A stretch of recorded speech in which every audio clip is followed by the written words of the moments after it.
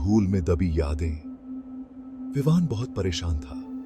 उसकी आंखों में चिंता और दिल में बेचैनी थी। आर्या के गायब होने ने उसे अंदर तक तोड़ दिया था। वह हर पल आर्या के बारे में सोचता रहता था। उसकी यादें उसे चैन से जीने नहीं देती थीं। कर्ण, विवान का दोस्त, हर वक्त उसके साथ था। वह जानता था कि विवान को इस मुश्किल घड़ी में किसी की जरूरत है। दोनों निखिल के घर के बेसमेंट में गए। निखिल का घर पुराना और रहस्यमयी था और बेसमेंट में जाने से पहले ही दोनों को अजीब सा एहसास हो रहा था। चारों तरफ बस धूल ही धूल थी। ऐसा लग रहा था जैसे सालों से यहां कोई नहीं आया हो। पुराने सामान इतने थे कि सांस लेना भी मुश्किल हो रहा था। हर कोने में धूल की मोटी परत जमी हुई थी और हवा में धूल के कण तैर रहे थे। यहाँ कुछ तो गड़बड़ है विवान। कर्ण की आवाज में चिंता और डर साफ झलक रहा था। कर्ण की आवाज में डर और फिक्र साफ सुनाई दे रही थी। विवान ने कर्ण की बातों को गंभीरता से लिया और चारों ओर ध्यान से देखने लगा। विवान ने एक पुरानी चादर हटाई। चादर के नीचे कुछ छिपा हुआ था जो शायद उनके सवालों का जवाब दे सकता था। उसके नीचे पुरानी पेंटिंग्स का ढेर था। पेंटिंग्स इतनी धूल में ढकी हुई थीं कि उनकी असली पहचान करना मुश्किल था।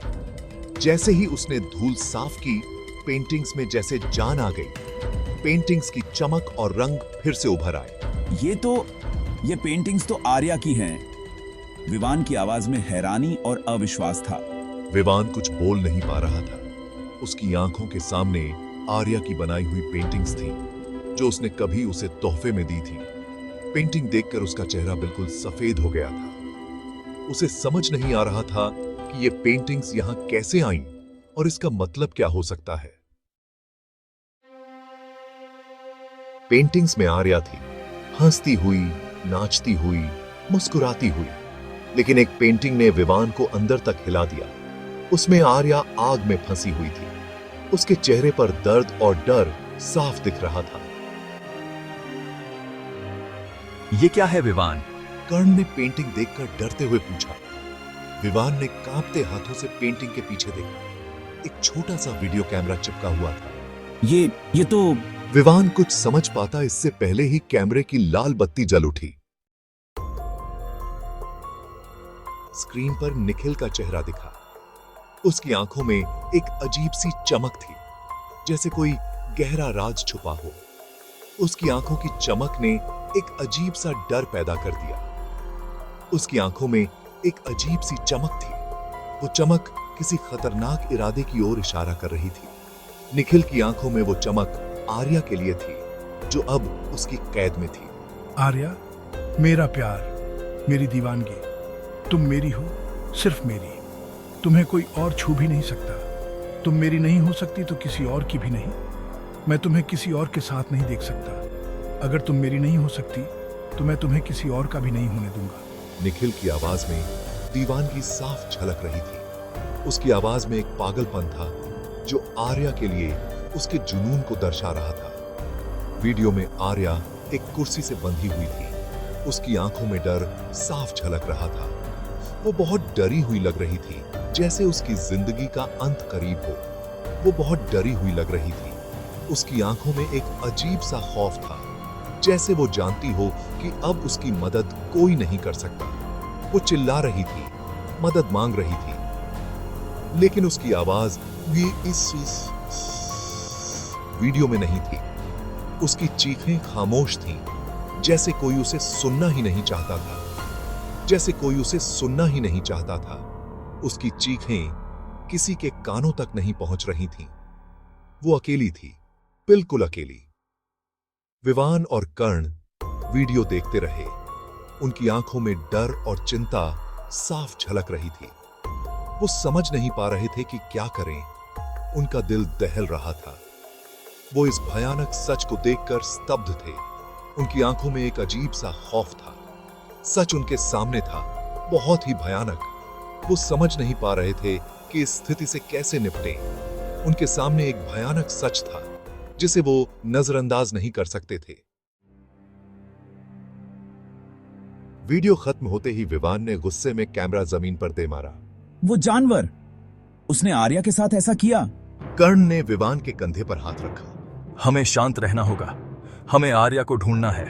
दोनों जल्दी से बेसमेंट से बाहर निकले।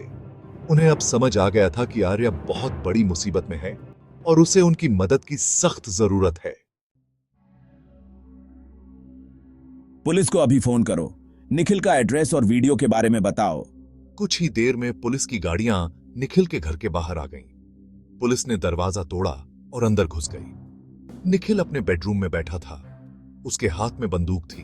आर्या कहाँ है? निखिल मुस्कुराया और ठंडे स्वर में बोला, वो अब मेरी हमेशा के लिए हो गई है। निखिल ने बंदूक विवान पर तान दी। अचानक कर्ण ने विवान को एक तरफ धकेल दिया। गोली चली और कर्ण के कंधे में जा लगी। पुलिस ने आगे बढ़कर निखिल को पकड़ लिया। निखिल चिल्ला रहा था, पागलों की तरह हंस रहा था। उसे अपने किए पर जरा भी अफसोस नहीं था। कर्ण, तुम ठीक हो? मैं ठीक हूं विवान, लेकिन हमें आर्या को ढूंढना होगा। पुलिस निखिल को थाने ले गई। पूछताछ में उसने अपना गुनाह कबूल कर लिया। उसने बताया कि उसने आर्या को एक पुराने गोदाम में बंद करके रखा है। विवान और पुलिस फौरन उस पते पर पहुंच गए। गोदाम के अंदर अंधेरा था। विवान ने टॉर्च जलाई। उसकी नजर एक कोने में पड़ी। आर्या वहां एक कुर्सी से बंधी हुई थी। आर्या।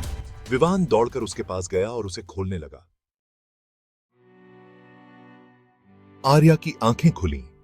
उसकी आंखों में एक अजीब सी चमक थी, जैसे उसने एक लंबी और कठिन लड़ाई लड़ी हो। उसने विवान को देखा और उसके चेहरे पर एक छोटी सी मुस्कान आ गई। यह मुस्कान उसकी ताकत और साहस की गवाही दे रही थी। तुम ठीक हो? विवान की आवाज में चिंता और प्यार दोनों झलक रहे थे। उसकी आंखों में आर्या के लिए गहरी चिंता थी। हाँ, मैं ठीक हूँ। आर्या की आवाज में एक अजीब सी दृढ़ता थी, जैसे उसने खुद को यकीन दिला लिया हो कि अब सब ठीक हो जाएगा। तुम आ गए, बस यही काफी है। आर्या ने विवान को गले लगाते हुए कहा। उसकी आंखों में आंसू थे, लेकिन ये आंसू राहत के थे। विवान आर्या को लेकर गोदाम से बाहर आया। उसकी हर कदम में एक नई उम्मीद थी, जैसे उसने एक बड़ी जंग जीत ली हो।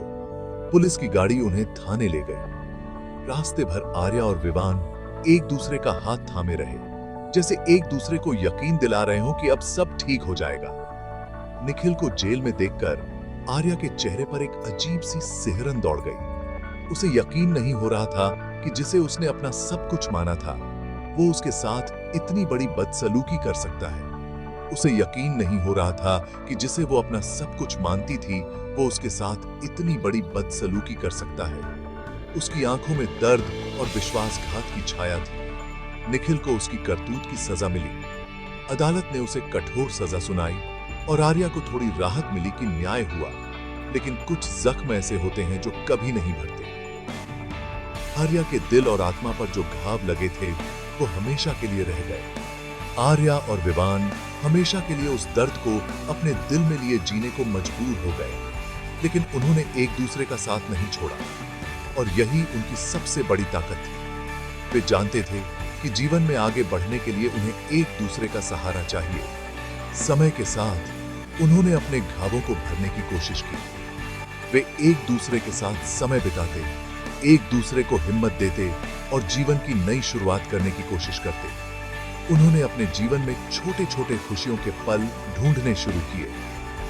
बागवानी करना, साथ में खाना बनाना और एक दूसरे के साथ हंसना, ये सब उनके जीवन का हिस्सा बन गए। आर्या और विवान ने सीखा कि जीवन में दर्द और खुशी दोनों का महत्व है।